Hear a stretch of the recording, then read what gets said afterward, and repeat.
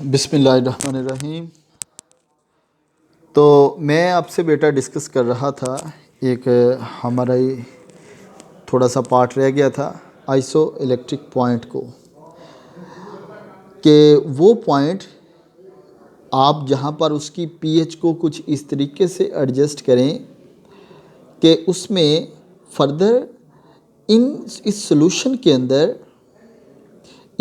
के अंदर वो फर्दर केटाइन और एनाइन नहीं जाए। एक मिनट में ज़रा देख लूँ कि आपका एंड कहाँ पर हुआ उस वीडियो का।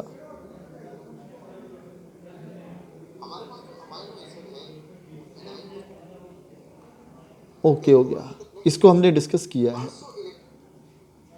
सही,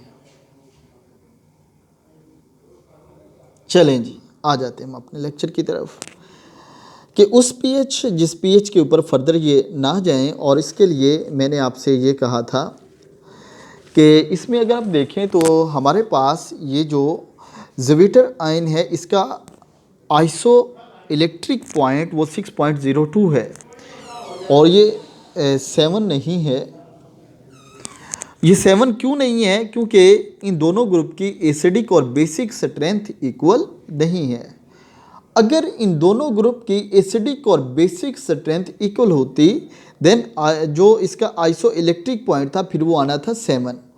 लेकिन इनकी ये जो स्ट्रेंथ है ये इक्वल ना होने की वजह से ये इसका आइसो इलेक्ट्रिक पॉइंट 6.02 आया है। ओके हो गया। इट्स मीन कि ये जो है ये कहीं पर इधर इस रेंज के अंदर एग्जिस्ट करता है। ठीक है, ये कहीं ना कहीं इसकी जो एसिडिक रेंज है 0 से 7 तक उसमें ये कहीं पर एग्जिस्ट करता है। सिमिलरली अगर हम ये देखें तो और जो डिफरेंट ग्रुप्स होते हैं, एस्पार्टिक एसिड है, जैसा कि एस्पार्टिक एसिड CH2 और ये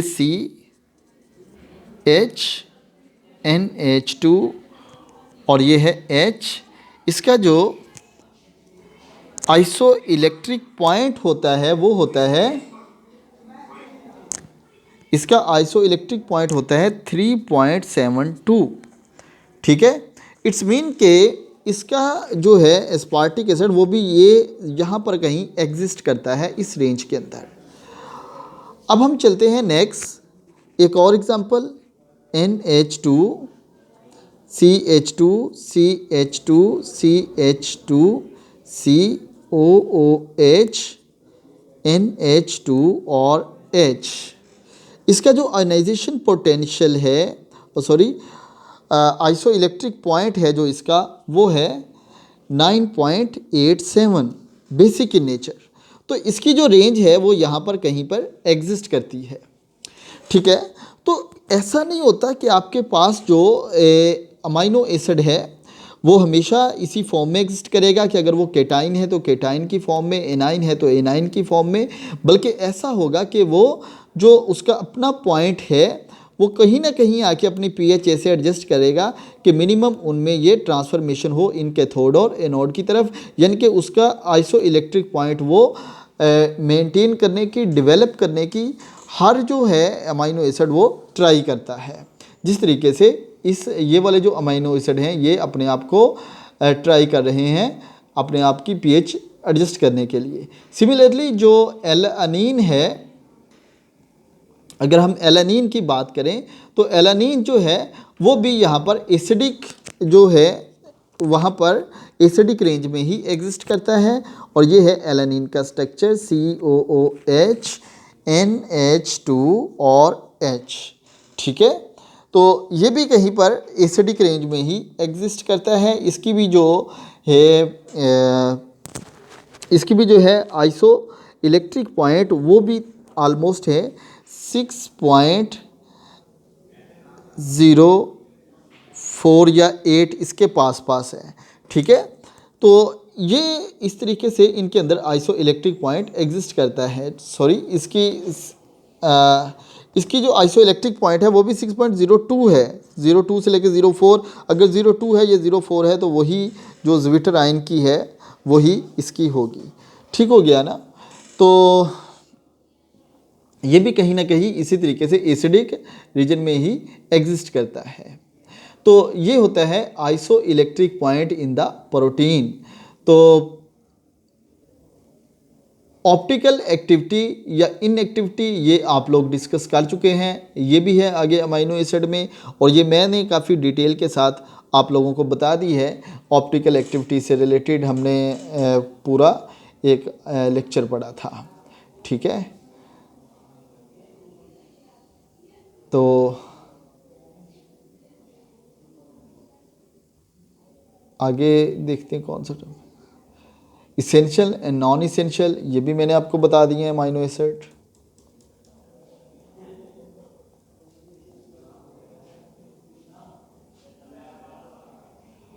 पेप्टाइड बॉन्ड और उसकी मैकेनिज्म, ये भी मैं आपको बता चुका हूँ, ठीक है। तो डिफरेंट टाइप के ये amino acid through peptide bond आपस में एक दूसरे से अटैच होते हैं, ये भी हमने डिस्कस कर लिया है। अब हम चलते हैं जी इसके स्ट्रक्चर की तरफ।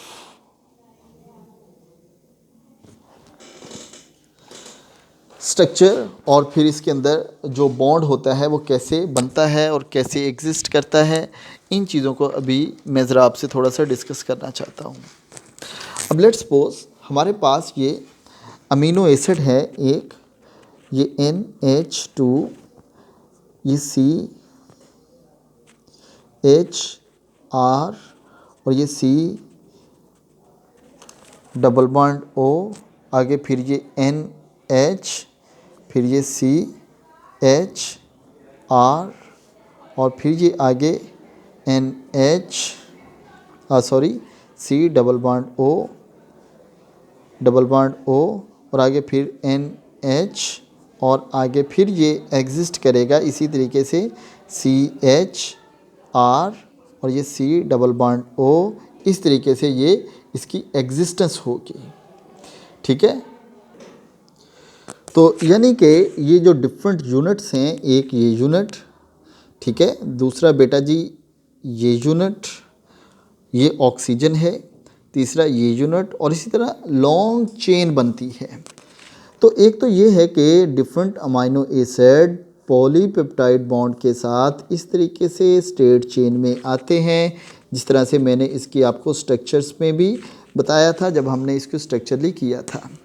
दूसरा ये है कि जो अमीनो एसिड होते हैं वो इस तरीके से, जैसे ये रिंग बना हुआ है, हेलिकल स्प्रिंग सा होता है, इस स्प्रिंग की फॉर्म में भी यहाँ पर एग्जिस्ट करते हैं, ठीक है। अब इनकी एग्जिस्टेंस क्यों होती है? इनकी एग्जिस्टेंस होती है इस फॉर्म में इस वजह से कि इनके दरमियान कहीं ना कहीं हाइड्रोजन बॉन्डिंग डेवलप कर जाती है, और हाइड्रोजन बॉन्डिंग के साथ साथ कहीं पर अगर R ग्रुप कोई और रिप्लेस हो गया है तो वो वंडरवाल फोर्सेस या आयनिक फोर्सेस भी इसके अंदर डेवलप कर देगा।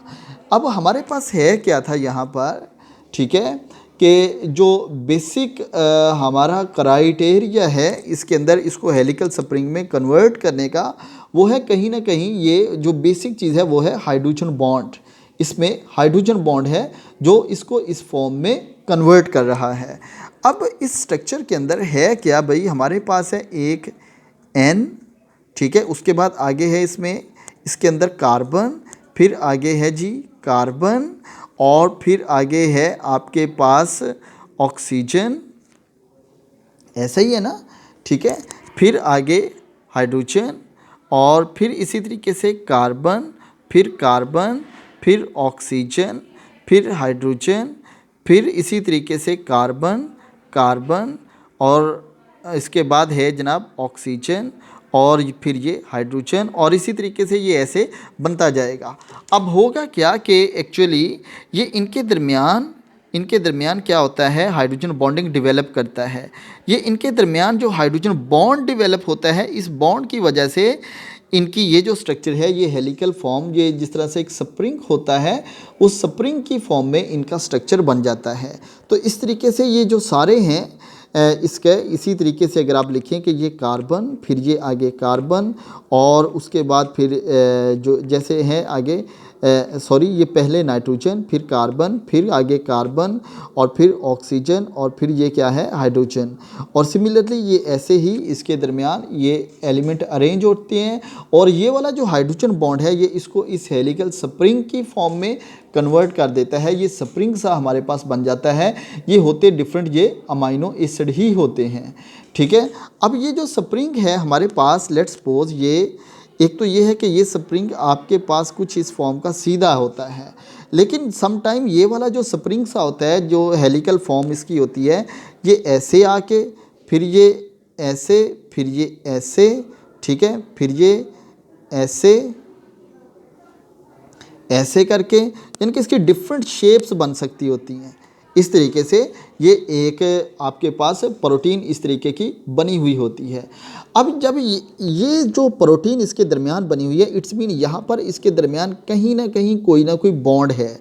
इसमें सल्फ़र सल्फ़र बॉन्ड भी हो सकता है, इसमें सल्फ़र ऑक्सीजन बॉन्ड भी हो सकता है, इसमें हाइड्रोजन बॉन्डिंग भी हो सकती है, इसमें वंडरवाल फोर्सेस भी हो सकती हैं, इसमें आयनिक इंटरेक्शन भी हो सकता है, यानी कि आयनिक बॉन्ड भी इसके दरमियान कहीं ना कहीं एग्जिस्ट करता है, ठीक है। तो इस फॉर्म में जो इसको कन्वर्ट करने के लिए जो डिफरेंट फोर्सेस होती हैं वो होती हैं हाइड्रोजन बॉन्ड, वो होती हैं वंडरवाल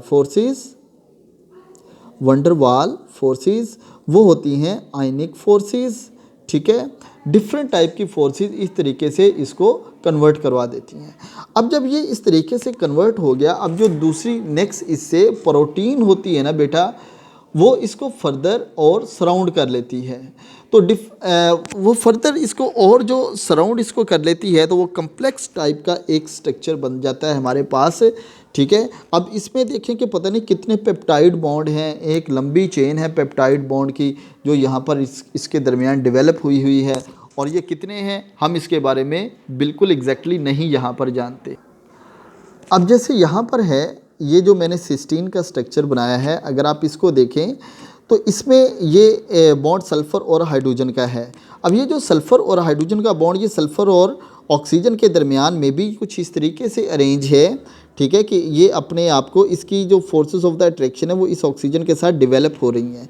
जब ये डेवलप हो रही हैं तो इसकी मे बी, अगर इधर लेट्स सपोज फ़र्ज़ करें कि सल्फ़र है और इधर ऑक्सीजन है, तो ये आपस में क्या करेंगे, इधर फोर्सेस ऑफ द अट्रैक्शन इस तरीके से डेवलप करेंगे। या इसी तरीके से कोई और फोर्सेस ऑफ द अट्रैक्शन है, इधर सल्फ़र है इधर ऑक्सीजन है, तो वो भी आपस में, ये लेट्स सपोज इधर सल्फ़र है इधर ऑक्सीजन है, तो ये forces of the attraction develop करेंगे। या ये इधर ऑक्सीजन है और इधर हाइड्रोजन है, तो इसके दरमियान ये हाइड्रोजन बॉन्डिंग भी क्रिएट हो जाएगी। तो डिफरेंट टाइप की इसके दरमियान बॉन्ड बन सकता होता है, ठीक है, प्रोटीन्स के अंदर। और इसको जो शो करते हैं, अगर आपको कहीं लिखना हो कि सल्फ़र हाइड्रोजन का बॉन्ड, तो आप ये शो करते हैं कि ये आपके पास एक अमाइनो एसिड, इसके साथ ये सल्फ़र हाइड्रोजन का बॉन्ड बना हुआ है। अब इसकी जो बेंडिंग में रोल होता है वो इन्हीं एलिमेंट का होता है जो सल्फ़र है, नाइट्रोजन है या ऑक्सीजन है।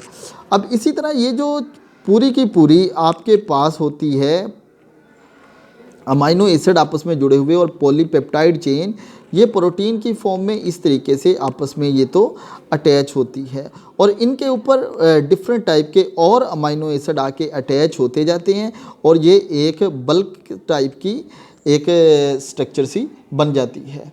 अब ये तो एक बल्क टाइप की एक स्ट्रक्चर बन गई, लेकिन इसके साथ साथ होता ये है कि डिफरेंट टाइप के अदर्स जो अमाइनो एसिड हैं वो भी इसके साथ आके अटैच हो सकते हैं, ठीक है। ये इसके साथ देखें, ये इसके साथ इधर आके अटैच हो गए, या ये ऐसे हो गए, ठीक है, ये देखें इधर ऐसे हो गए। तो ये डिफरेंट टाइप के इसके साथ आके अटैचमेंट डिफरेंट कंपाउंड की हो सकती होती है। अब ये जो इस टाइप का स्ट्रक्चर है इसको हम कहते हैं कि ये क्वाटर्नरी स्ट्रक्चर है। जिस तरह हमने कहा था ना कि 4 टाइप के स्ट्रक्चर पॉसिबल हैं, जो अब हमने इसकी स्ट्रक्चर क्लासिफिकेशन की थी कि primary structure, secondary structure, tertiary structure और क्वाटर्नरी स्ट्रक्चर। अब ये जो इस टाइप का स्ट्रक्चर है कि इसमें ये P1 है, ये प्रोटीन नंबर 1 है, प्रोटीन नंबर 2 है, ये प्रोटीन नंबर 3 है, और इनसाइड ये भी एक्चुअल प्रोटीन है जो भी हमने हेलिकल स्प्रिंग से जिसको बनाया है डिफरेंट अमाइनो एसिड से। तो ये फिर क्या है, ये क्वाटर्नरी स्ट्रक्चर है यहाँ पर प्रोटीन का। और डेफिनेटली ये जो हमारे पास है ये अमाइनो एसिड और इस प्रोटीन, इसके दरमियान कोई ना कोई इंटरेक्शन तो होगा, तभी तो ये इसके साथ अटैच हैं। मे बी हाइड्रोजन बॉन्ड हो, वंडरवाल फोर्सेस हो या आयनिक बॉन्ड हो, कुछ भी इनके दरमियान कोई ना कोई फोर्स तो एग्जिस्ट कर रही है जो इनको आपस में कंबाइन करके रखती है। तो इन डिफरेंट टाइप की जो अमाइनो एसिड्स हैं, इनके ऊपर डिफरेंट टाइप की फोर्सेस होती हैं जो इनको आपस में कंबाइन करने की रिस्पॉन्सिबल होती हैं। अब ये है कि एक ये जो बॉन्ड है इनके साथ ये बहुत ज़रूरी है बने होना, और ये बने होते हैं। अब लेकिन अगर इसके प्रोटीन का टेम्परेचर एक स्पेसिफिक लिमिट से ऊपर जाएगा तो फिर ये वाला जो बॉन्ड है इसके दरमियान टूट जाएगा, यानी कि ये P1, P2, P3 टूट भी सकते हैं, जो इनके दरमियान यहाँ पर फोर्सेस ऑफ द अट्रैक्शन है। और ये फोर्सेस ऑफ द अट्रैक्शन अगर ये टूटेंगी तो हम इसको फिर क्या कहेंगे, डीनेचरिंग। फिर हम इसको क्या कहेंगे, डीनेचरिंग।